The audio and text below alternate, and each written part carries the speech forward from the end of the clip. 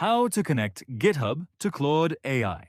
Want to connect your GitHub account to Claude AI so you can work with repositories and discuss your code more easily. In today's video, I'll show you the simple steps to connect GitHub through Claude's connector settings. Let's get started. First, open Claude in your preferred web browser and sign into the workspace where you want to create the connection. If you have access to multiple workspaces or organizations, take a moment to confirm that you're using the correct one before continuing.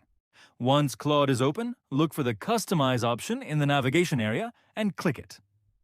This section provides settings and tools that let you adjust Claude's capabilities and connect it with other services you already use.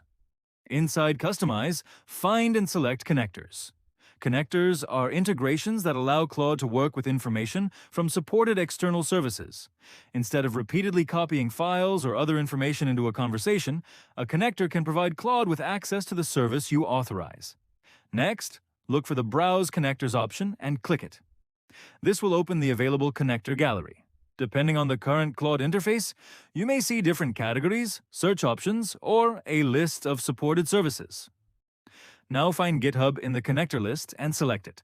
This will start the GitHub connection process. Follow the instructions shown on your screen and carefully review the permissions Claude is requesting before approving the connection. If you use GitHub across multiple organizations or accounts, make sure you're authorizing the correct account and repository access. It's always a good idea to give an AI tool only the permissions it actually needs for your workflow. Once the authorization process is complete, return to the Connectors section in Claude and check that GitHub appears as connected. If it doesn't appear immediately, give the page a moment to refresh. And that's it. You've connected GitHub to Claude and can now begin using the integration with your authorized repositories. If this tutorial helped you, like the video, subscribe to HM Advisor, and stay tuned for more AI tutorials, coding guides, and practical tech videos.